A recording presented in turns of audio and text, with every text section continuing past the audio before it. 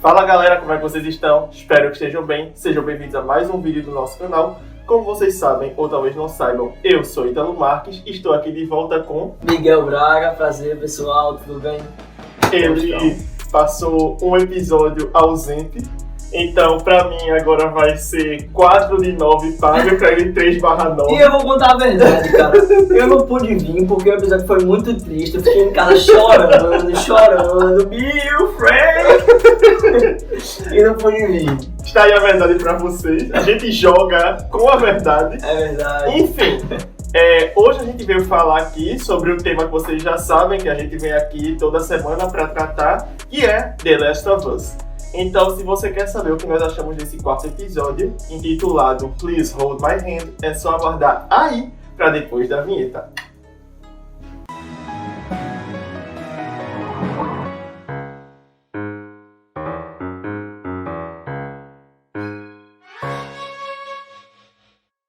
Bom, antes da gente começar, vocês sabem que eu tenho que vir aqui e pedir para vocês darem like no vídeo, se inscreverem no canal, ativarem o sininho, verificar se as notificações estão personalizadas ou todas. Se tiver personalizada, marca todas para não perder nenhum dos lançamentos aqui do canal. Comentar a tua opinião aí embaixo se você já viu o episódio, suas expectativas se você ainda não viu, o porquê de você ainda não ter visto. Tá moscando. Tá moscando. E também compartilhar aí esse vídeo com a galera que curte The Last of Us, que curte a cultura pop, que pode gostar do que a gente traz como tema aqui, pra vir conhecer o nosso trabalho. Bom, já batei a hora pro tema. The Last of Us retoma aí o seu quarto episódio depois da paulada que foi o terceiro, né?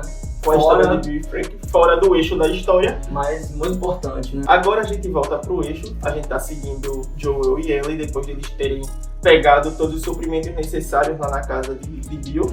E o episódio começa com Ellie brincando com a arma que ela pegou lá dentro de uma das gavetas da casa, uma pistola, e guardou dentro da mochila dela. A gente tem ela na frente do espelho lá treinando em como ela se comportaria para atirar em alguém. Descarregando, carregando, né? Ela tá treinando a prática dela ali. Aí depois a gente vê que Joel tá usando um sifão para tirar gasolina de carros lá abandonados para abastecer o carro que eles estão usando para viagem. Não entendi como é que é feito, também não foi bom explicar, né? Nunca assistiu Pica-Pau, não?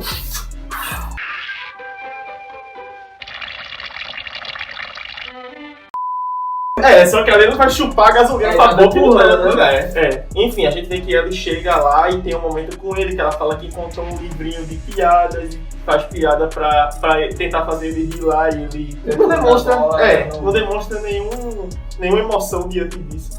Aí depois disso, a gente vê que eles entram no carro e dão continuidade à viagem. Durante esse momento, a gente vê que finalmente chega a cena cômica da revista, que tem no jogo também, que ele abre lá uma revista masculina e fica, gente, como é que ele anda com esse troço? Ela repete as mesmas frases que tem no jogo. É a mesma coisa. Aí ela tem lá aquele momento, né? Ela joga depois a revista pela janela. Pra vocês que, né, estão assim, ela abre, tem um momento bem parecido com o jogo, o fato que ela abre e faz ver aqueles monte de homem nu, não é? Uma revista masculina, assim, meio adulta. Mas, nossa, por que as páginas estão pegadas, estão coladas uma na outra? Eu fiquei sem reação quando eu vi isso no jogo e fiquei sem reação também na série quando aconteceu. Porque, assim como o Joel, né? Embora ela seja uma criança, a gente acredita que realmente, de fato, é uma dúvida, né? Mas ali ela já tinha sacado tudo, ela só tava tirando sarro com o Joel, né? E eu fiquei muito Joel nessa hora. O que é que eu falo agora pra criança de 14 anos? A gente tem que é muito instinto de pai dele, né? De ficar desconcertado com uma situação dessa. Tem um momento que mostram a viagem prosseguindo com o Hank Williams tocando, né? Que ele coloca lá a fita no carro pra tocar. E aí é aquele momento de road trip, né? Que fica só a música e o carro passando na estrada. Aí a gente vê que tem um momento que Joel para eles dormirem dentro de uma clareira na floresta. Aí eles têm um momento lá onde eles conversam durante a noite.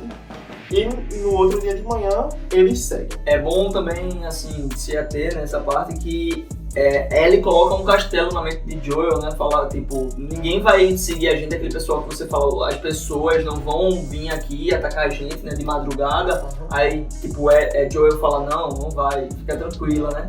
Mas daí tem um outro lance na série que quando ele tá dormindo, aparece Joel de vigia, né? Como se, tipo, será que de fato não vai aparecer, né? Ele fica meio que... Lembrem disso aí, porque é importante mais pra frente, e uma coisa que eu vou falar. Aí, depois, a gente vê que eles continuam, né, na manhã seguinte, a viagem. Tem um momento muito interessante de troca de Ellie com Joel, quando ela começa a perguntar a ele sobre Tommy. E ele conta pra ela tudo que o irmão dele fez, até chegar onde ele chegou, né, que ele foi do exército, depois ele entrou pros vagalumes, e assim se desenvolveu a história deles. É um momento que Joel abre mais um pedaço da vida dele pra ela. Mostra também que Joel tem um contato com os vagalumes devido a lidar com Tommy, né, porque estava seguindo com Tommy, justamente para ter que proteger ele por ser um irmão mais novo, né? Então ele tem esse contato tanto do contrabando quanto dos vagalumes, né? Aí a gente vê que quando eles chegam no bloqueio da estrada, tem o túnel com o caminhão na frente, eles não sabem como vão sobrepor aquilo ali, até porque não tem como tirar o caminhão dali. E aí ele fala, olha, tem como a gente dar a volta, vai levar mais uns quilômetros. Ele, não, a gente vai por aqui. Aí ele inventa de atalhar por dentro de Kansas City. Uma péssima ideia, porque a gente sabe que quando você tenta atalhar por dentro de uma cidade, quando tem um bloqueio na estrada, é porque colocaram o bloqueio lá pra fazer você entrar nela. Exatamente. E ele entra, porque Joel é idiota quando ele precisa ser. Aí ele entra lá na cidade e tá tudo muito deserto, tudo muito calmo, até que eles veem que a zona de quarentena tá totalmente vazia. Ele até pergunta, cadê a Fedra, que não tá aqui e tal. E aí aparece alguém, né, pedindo ajuda lá. Igualzinho no jogo. Igual no jogo também. Aí ele vai e não para. Ela diz, toda gente não vai ajudar ele, não. Aí ele já sabe o que está acontecendo, é uma emboscada. Começam a atirar contra o carro, ele perde o controle, bate o carro, entra numa loja lá. E aí ele perde o carro, né, que eles tinham acabado de ganhar. E aí tá uma sacada muito boa também, que depois ele fala, né? Mas no começo ele fala que, tipo, ele com a ingenuidade dela falando, a gente não vai ajudar uma pessoa ferida. Ele, não, coloca o cinto. Aí eles colocam, e depois tem uma pegada que ele fala, né? Que ele sabia justamente o que o cara queria, porque ele já estava tanto do lado de cá quanto do lado de lá da equipe, né? Aí a gente vê que quando o carro entra na loja, tem um tiroteio, ele manda ela se esconder, ele fala, passe por aquele buraco ali, fique lá. E ele tem que derrubar os caras sozinho, ele atira contra todo mundo, derruba todos os caras, até que chega um por trás dele. E aí começa a lutar com ele lá, sufocar ele com a arma. Ele vê que Joel tá precisando de ajuda, ela sai lá do esconderijo dela, pega a arma dela e atira no cara. Aí o cara cai lá, ferido, não morto. Joel manda ela voltar para o lugar onde ela estava, depois de pegar a arma dela, pega a faca do próprio cara e mata ele. Pra acabar de ver. Exatamente.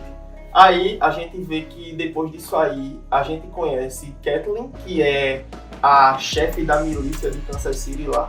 A gente vê que ela domina aquele lugar, né?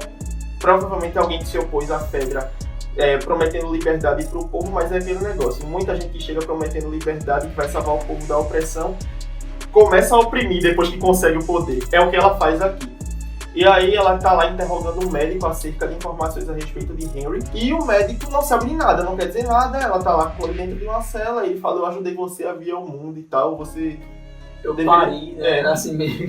Fez o parto dela. E aí ela tá apontando a arma pra ele, mas depois ela sabe que chamam ela pra mostrar os soldados que Joel matou. Aí ela fica irritada com aquilo ali e volta pra cela. Tem uma pegada, antes de tu falar o que ela faz, tem uma pegada que é meio que tipo...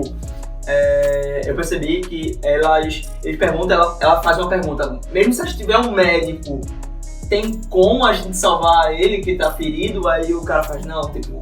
já era, não tem o que fazer. Então talvez seja por isso que ela faz o que faz. Aí ela entra lá na cela e simplesmente atira na cara do homem que ela tava interrogando, sem mais nenhum. Mais uma coisa também que eu queria te falar, então, o que é que você achou da personagem, assim, da atriz? Eu conheço um pouco sobre o trabalho de Melanie Lynskey, eu acho ela uma boa atriz, mas eu acho que a personagem ainda tem algo a mostrar que não mostrou nesse primeiro episódio, aqui na primeira aparição dela. Então acho que mais pra frente vai progredir mais. É isso que eu senti também. Tipo, eu conheci ela com 2 Homens e Meio, né? Sim, a série sim, que sim. Tipo, é uma série de comédia, né? Ela tem essa parte doce dela, né? É fora do eixo dela aqui nessa série. Eu senti como se fosse uma pessoa meio que doce demais, carinhosa demais pra fazer um trabalho tão bruto. Talvez seja uma arma, né? Uma artimanha que a personagem vai mostrar no futuro, mas até então eu tô meio que... Nossa, eu não teria medo. É assim, ela é uma personagem que a gente sabe que ela é uma vilã, já tá bem claro que ela é uma vilã, mas a motivação principal dela é uma coisa mais amorosa porque ela tá atrás do irmão, né? Sim. Então a gente ainda consegue compreender, mas eu acho que ela ainda vai mostrar o que de crueldade dela mais pra frente. Aí a gente segue aí o episódio com Joel e Ellie escondidos dentro de uma loja, conversando. Ele tá conversando com ela sobre ela ter pego uma arma, ter usado e tal. E aí ela fala pra ele que não foi a primeira vez que ela fez isso. E ele fica meio que intrigado com aquilo. Depois ele pergunta pra ela se ela sabe como segurar. Ele vai ensinar ela a segurar. Ele fala, mas onde você aprendeu? Ela, com a Fedra. Aí ele tem esse momento de interação com ela. Depois eles estão esperando o movimento das ruas diminuir para eles poderem ir para um lugar mais seguro. Aí eles saem da loja, né, para ir para um abrigo, um prédio onde eles possam passar a noite.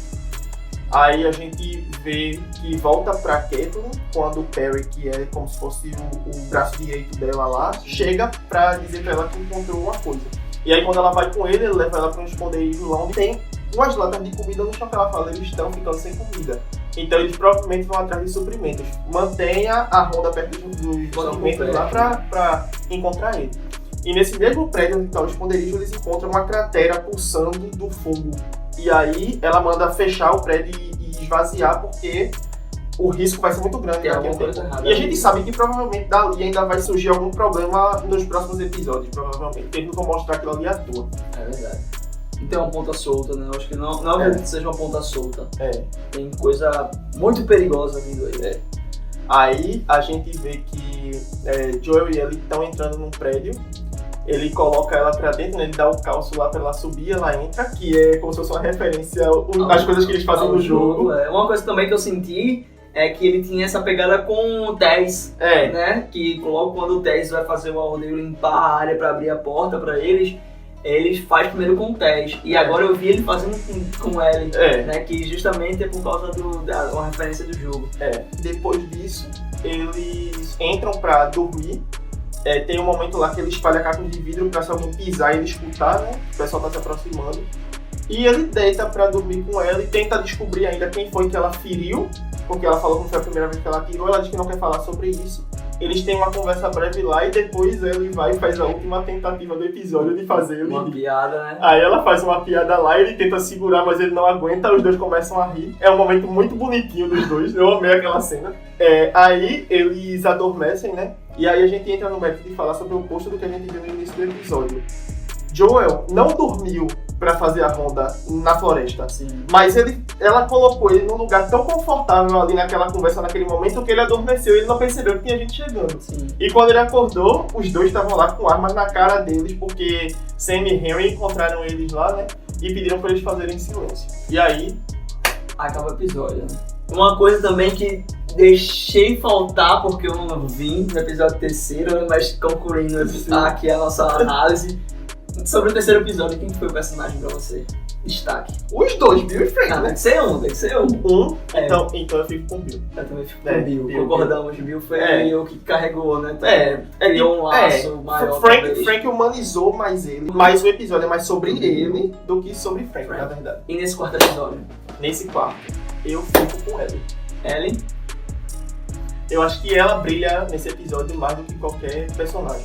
Assim, do jeito que ela mexe com o Joel nele, que ela faz. Pronto, então eu vou concordar com você, Ellie. Fica com Ellie. Enfim, esse episódio, o que a gente pode falar sobre ele? É o episódio mais curto até agora, ele tem 45 minutos. Entra no molde daquelas séries antigas dos anos 2000, que tem essa faixa de duração mesmo. Né? E a gente tem aí um episódio que, apesar dele ter uma duração mais enxuta do que a gente tá acostumado até aqui, ele tem muita coisa acontecendo nele. Não falta nada. Ele desenvolve camadas dos personagens, tanto sérias, quanto cômicas, quanto dramáticas, tanto de Joel quanto de Ellie, que são aqui a força motriz da série, né? Humaniza. A gente tem os problemas de Joel, a gente tem ele cedendo cada vez mais ao trato de Ellie com ele, né? Até porque depois de terem lido aquela carta, a gente vê que alguma coisa virou chave deles ali pra eles se comportarem como eles se comportam, se enxergarem de outra maneira. E tem uma cena no carro, né, que ele fala que família é o que mantém junto. Aí ele pergunta, e eu? Eu sou família? Eu sou família não, você é uma carga. Isso aí já mostra que ele luta contra isso, né? Contra esse instinto que ele tem de se apegar a ela. Mas a gente vê que ele tá tentando manter ela viva a todo custo. Ele manda ela se esconder, ele não quer ela no meio do confronto pra ela não se ferir, ele quer manter ela viva, mesmo sem saber de fato o que ele vai fazer com ela agora, né? Porque ele tá na esperança de encontrar uma base dos vagalumes em um lugar hipotético aí que disseram que tem. Exatamente. Como a gente já falou durante a análise, tem muitas cenas idênticas ao jogo, então o meme de Leonardo DiCaprio veio de novo nesse episódio. Exatamente. As sequências de ação são muito bem dirigidas, principalmente a parte da emboscada lá. Aquela tensão que dá quando ele tá perdendo o controle do carro e quando ele tem que derrubar todos aqueles caras ali sozinho com um rifle. É bem agoniante. E o episódio fecha com um saldo bem positivo. Ele não é tão dramático nem tão tocante quanto o terceiro foi, mas ele avança com a história e com os personagens de uma maneira que precisava aqui, e o episódio fecha com um saldo muito positivo exatamente por causa disso. Ele é muito bom. A gente também tem aí a aparição de Jeffrey Pierce, que é o cara que faz o braço direito lá de Caitlyn, porque é o dublador original de Tommy. É mesmo, velho? Eu sabia. E aí, eu gostei também desse easter egg aí que colocaram. E falando de dublagem, a gente tem que rasgar cedo porque a gente tá esquecendo todo o vídeo, mas a dublagem da série... Sim, a gente tá prometendo desde o primeiro episódio. Toda vez que termina a gravação, a gente não falou da dublagem. Agora a gente lembrou. Tá ótimo. Tá maravilhoso. É a mesma dublagem, né, do jogo, da série, tá perfeito. Tá incrível, incrível. Mexe com a nostalgia, mexe com você de um jeito fora do comum. Tá tudo muito bem, a série tá maravilhosa. E é isso, seguimos ansiosos para o 5º episódio. Que vai ser em menos tempo agora, já que vai sair sexta-feira. Obrigado, Super Bowl. Sexta-feira o episódio estreia aí e a gente vai trazer análise para vocês o quanto antes. É só aguardar que a gente vem aí. Então, se você gostou desse vídeo, não esquece de dar like, se inscrever no canal, ativar o sininho, verificar as notificações aí, marcar todas para não perder nenhum dos próximos lançamentos aqui do nosso canal. Comenta a tua opinião aí sobre o episódio, se você já viu, se você não viu, quais são suas expectativas. Comenta sobre o nosso trabalho aqui no Noir, a gente gosta de saber. Não esquece também de compartilhar esse vídeo aí com a galera que curte The Last of Us, que curte cultura pop. Traz essa pessoa pra cá pra conversar com a gente também. Não pede pra ela se inscrever não, deixa ela vir, ter a própria experiência e ela decide se se inscreve ou não. Não custa nada pra vocês, a gente vai agradecer demais. Se você é novato, vai ter mais vídeos linkados aqui no card pra você conhecer mais sobre o nosso trabalho aqui no Noir. A gente agradece vocês por ter assistido até aqui, sendo novato ou veterano. Se for veterano, obrigado por estar nos acompanhando. Aguardamos todos vocês na próxima. E até lá, tchau!